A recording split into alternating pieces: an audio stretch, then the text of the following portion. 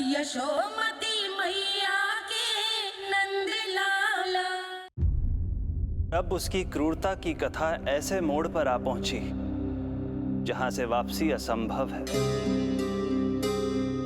क्योंकि अभी अभी उसने देवकी के छठे पुत्र का वध कर दिया है।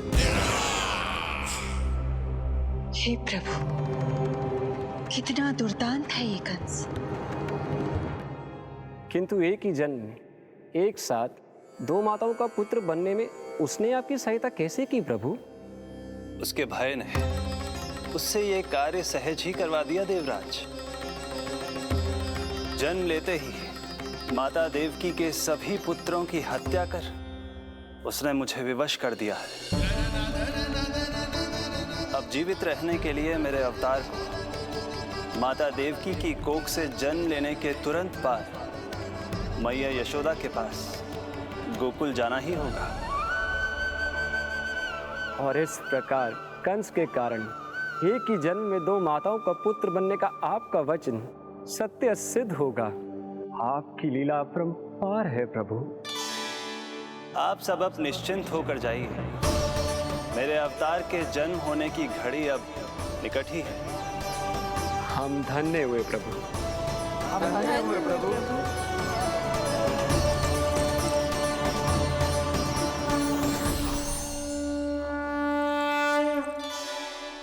मुझे तो अभी से मैया यशोदा के साथ आपको खेलते हुए देखने की उत्सुकता हो रही है। उनकी प्रवृत्ति कितनी निराली है। क्रोध ना करूं तो क्या करूं?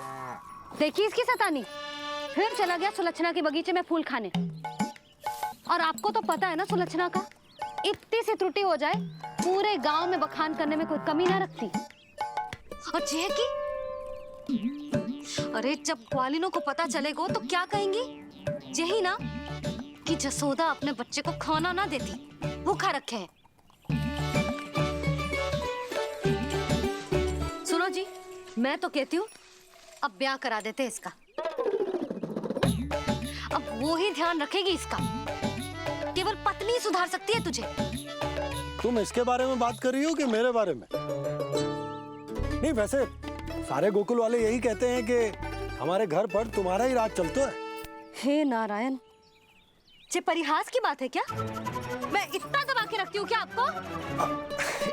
यशोदा, हास की बात थी। रामू के कारण मुंह से निकल गई। तुझसे तो मैं बात ही ना करूंगी। कर अपने मन की।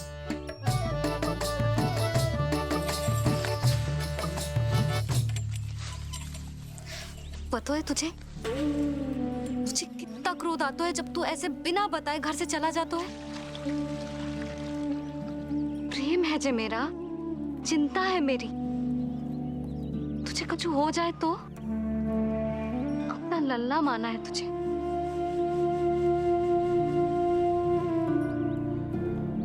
मेरे भाग्य में तो मां बनना लिखो ही ना है।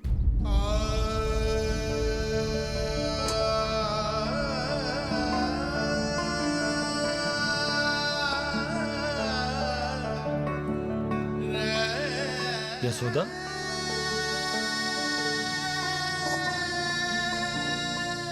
आपको पता है जब मैं छोटी थी इसके जैसी चंचल थी। गांव वाले कहते थे एक बार बड़ी हो जाएगी अपने आप ठहराव आ जाएगा। ना आयो। फिर बड़े बूढ़े कहने लगे चिंता की कछु बात ना है, एक बार शादी हो जाएगी सब ठीक हो जाएगा। ना हुआ। फिर सबन ने कही एक बार बालक हो जाने दो, गोद भर जाएगी अपने आप परिपक्व हो जाएगी। पर गोद तो भरी ना मेरी। बालक तो हुआ ही ना। उस पर जब जे भी भाग जाता है तो मुझे रह रह के यही स्मरण होता है कि कमी मुझ में ही है। मैं ही किसी बात का ध्यान न रख पाती। संभव है यही कारण से नारायण ने बालक ना दियो मुझे। यदि देते तो बहुत बुरी मैया बनती मैं। यशोदा, क्या होगा तुम्हें? कहाँ की बात कहाँ लेकर जा रही हो तुम?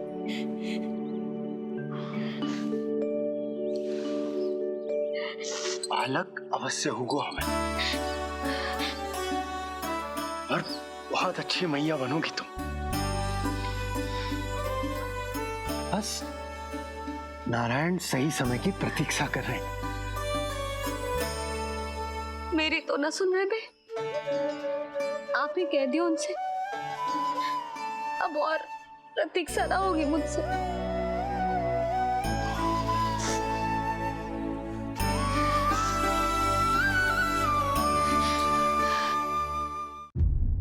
प्रतीक्षा तो अब मुझसे भी नहीं हो रही मैया। तो फिर मैया की इच्छा पूरी कीजिए प्रभु। जिस क्षण की प्रतीक्षा मुझे इतने वर्षों से थी, बस अब वो निकट है। किंतु प्रभु, आपको तो माता देवकी का 8वां पुत्र बनकर जन्म लेना है, तो फिर 7वां पुत्र? धीरज रखिए, धीरज। आपको तो ज्ञात ही है, मेरे यहां देर है, अंधेर नहीं। मैं यहाँ तुम दोनों पर आश्रित हूँ यशोदा। भोजन, सुरक्षा, परिवार का अपनापन सब कुछ दिया है तुमने मुझे,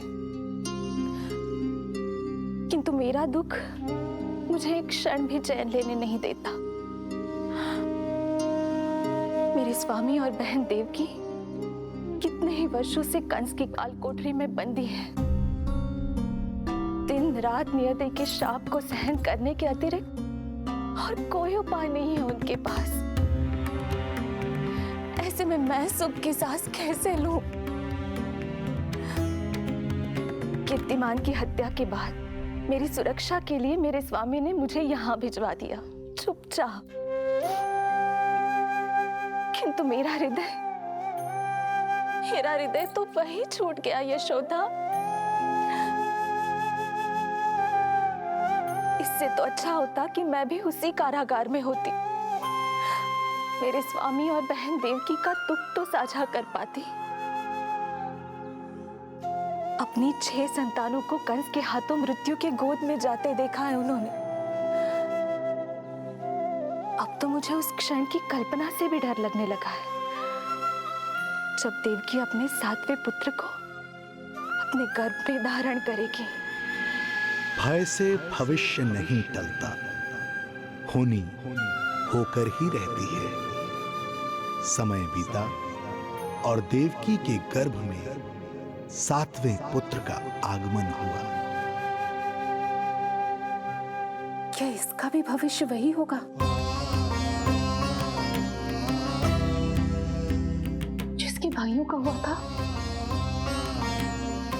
इस बंदी गृह की दीवारें, प्रत्येक ईंट, प्रत्येक पत्थर, यहां तक कि यहां की वायु भी उस कंस की बंदी है। अब तक तो उसे सूचना भी मिल चुकी होगी। वो निर्दयी, क्रूर प्रतीक्षा कर रहा होगा कि कब तुम्हें प्रसव हो और कब उसकी तलवार हमारे नन्हे शिशु, हमारी 7वीं संतान का रक्त पिए।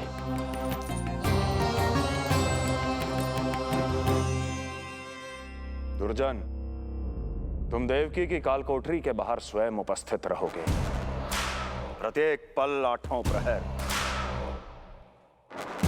जैसे ही शिशु पहली श्वास ले, तुम मुझे सूचित करोगे। अवश्य महाराज, आज्ञा दें।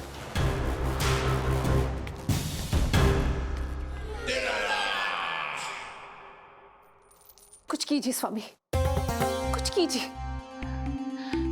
मैं नहीं चाहती कि ये अपनी प्रथम श्वास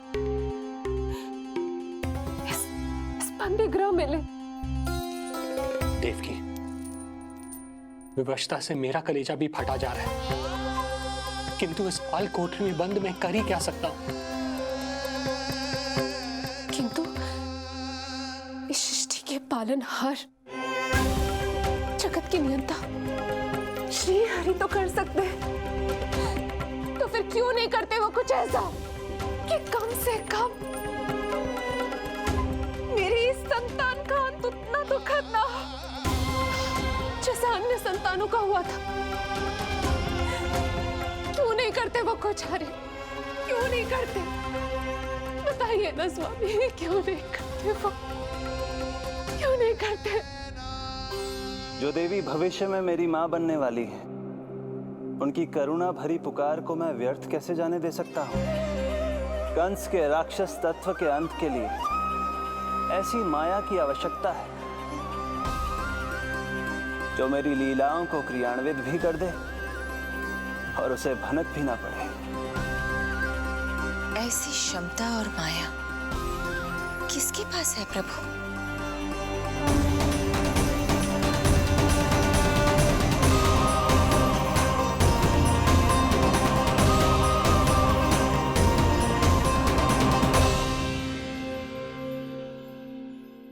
ओम नमो आकर्षणी ज्वाला मालिनी, ओम नमो भगवती क्लेशनाशिनी।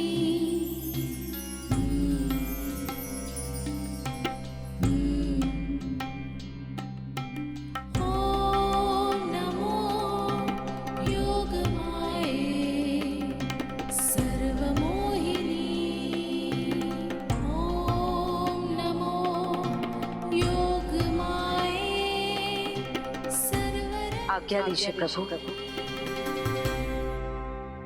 माता देवकी का गर्भपात करके उस संतान को रानी रोहिणी के गर्भ में स्थापित कीजिए देवी।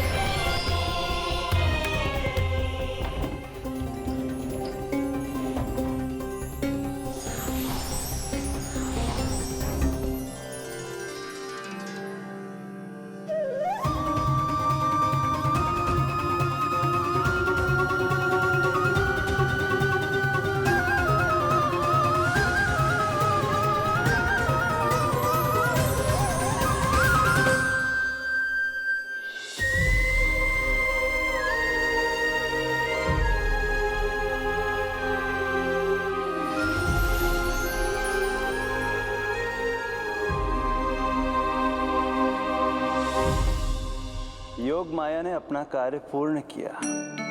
सुबह सूर्य की रश्मियां देवी रोहिणी को ऐसा संदेश सुनाएंगी जिसे सुनकर वो प्रसन्नता से झूम उठेंगी।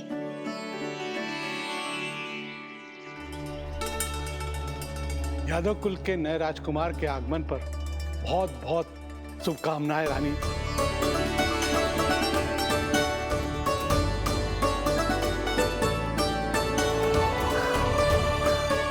यशोदा, मैं माँ बनने वाली हूँ। यशोदा, सुना तुमने? चिच्ची, मैं माँ बनने वाली हूँ।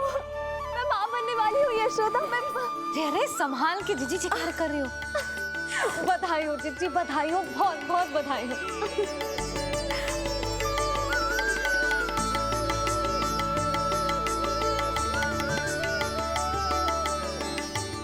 विधि का विधान भी विचित्र होता है। रोहिणी, जिनका ये पुत्र नहीं है, वो प्रसन्न है, किंतु देवकी, जिनका ये पुत्र है, वो व्याकुल है।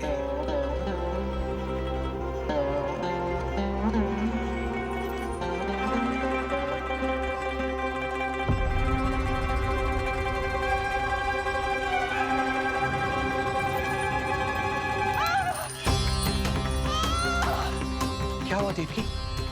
तुम ठीक तो? स्वामी, स्वामी मेरा पुत्र, स्वामी हमारा पुत्र चला गया। स्वामी, हमारा पुत्र चला गया। धीरज धरो देवकी, संभव है यही श्री हरि की इच्छा हो। किंतु मैंने उनसे ये तो नहीं मांगा था ना स्वामी। मैंने कहा था हमारा पुत्र यहाँ श्वास न ले। इसका ये अर्थ नहीं था। क्यों किया नारायण ने ऐसा? क्यों किया?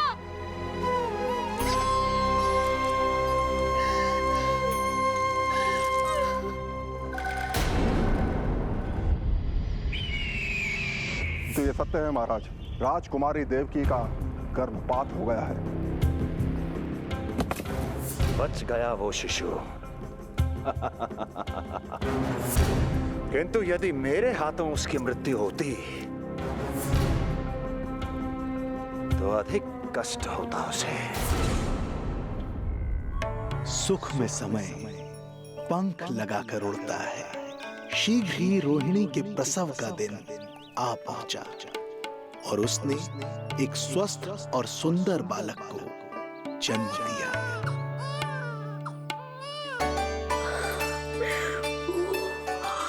लो जिज्जी, संभालो अपने लल्ला को, जी भर के निहार लो इसे।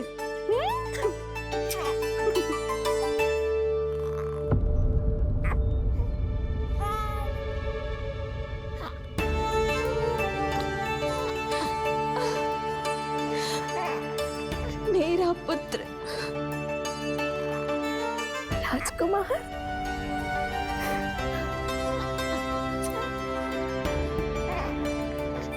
अच्छा जीजी, मैं तनिक इनको भी सूचना देकर आती हूँ।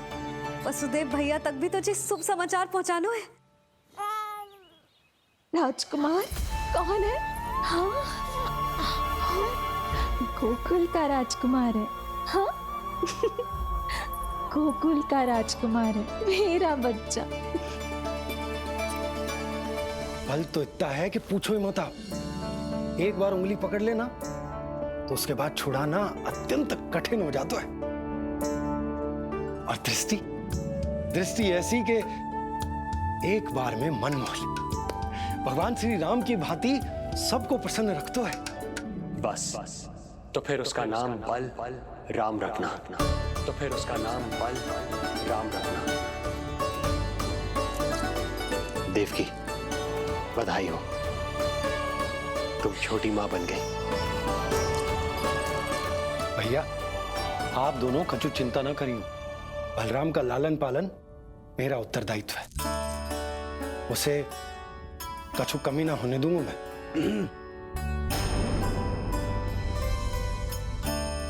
मुझे चलना चाहिए। कितने वर्षों बाद तुम्हारे कारण शुभ समाचार मिला है हमें। श्री नारायण हमेशा तुम पर कृपा बनाए रखे।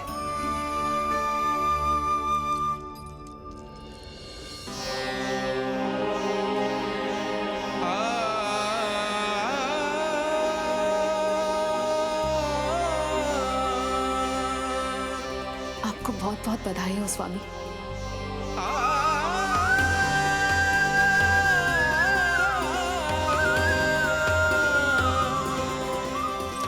देवकी, क्या हुआ?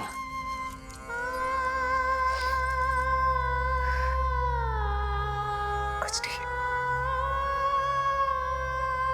रोहिणी दीदी ने हमको वो सुख दे दिया जो मैं कभी ना दे सकी। उन्होंने आपको संतान दे दी, किंतु मैं देवकी,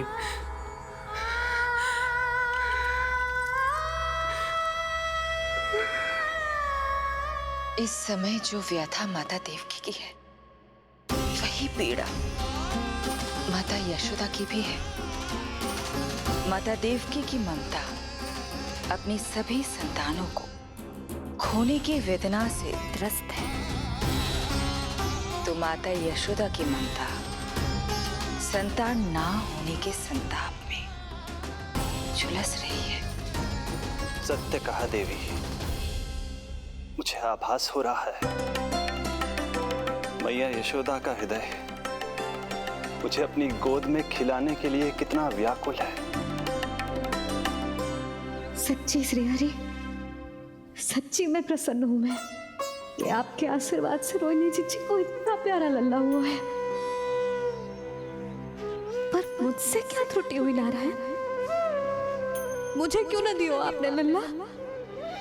मुझसे क्या त्रुटि हुई नारायण? मुझे क्यों न दियो आपने लल्ला?